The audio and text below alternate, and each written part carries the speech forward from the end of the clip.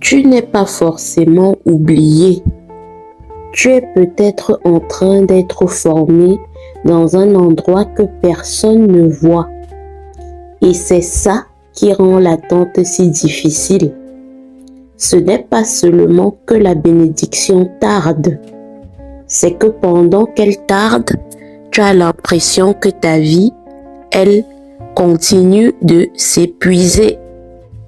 Tu vois les autres avancer, tu vois les autres recevoir, tu vois les autres publier leurs témoignages, leurs mariages, leurs promotions, leurs enfants, leurs maisons, leurs miracles.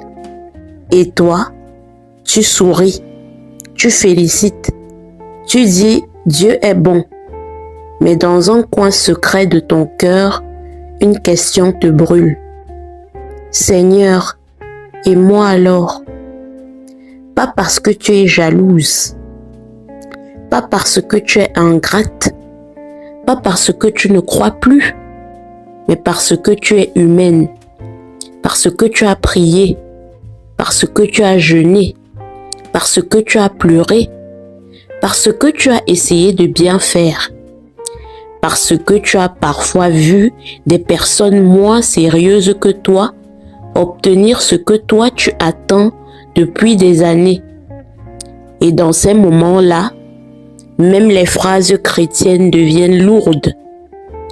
Le temps de Dieu est le meilleur. Oui, tu le sais. Mais quand ton cœur saigne, cette phrase peut ressembler à un pansement posé sur une fracture ouverte. Alors aujourd'hui, on ne va pas rester en surface. On ne va pas faire semblant que l'attente est facile. On ne va pas te dire simplement « patiente, ça va aller ». On va entrer dans la profondeur biblique du délai divin.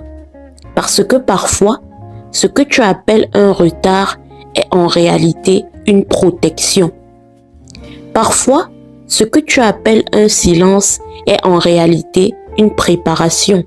Parfois, ce que tu appelles une porte fermée est en réalité Dieu qui t'empêche d'entrer dans une saison que ton âme n'est pas encore prête à porter.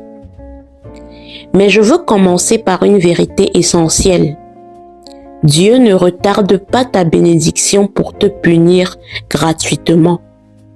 Dieu n'est pas un père cruel qui regarde ses enfants souffrir avec indifférence.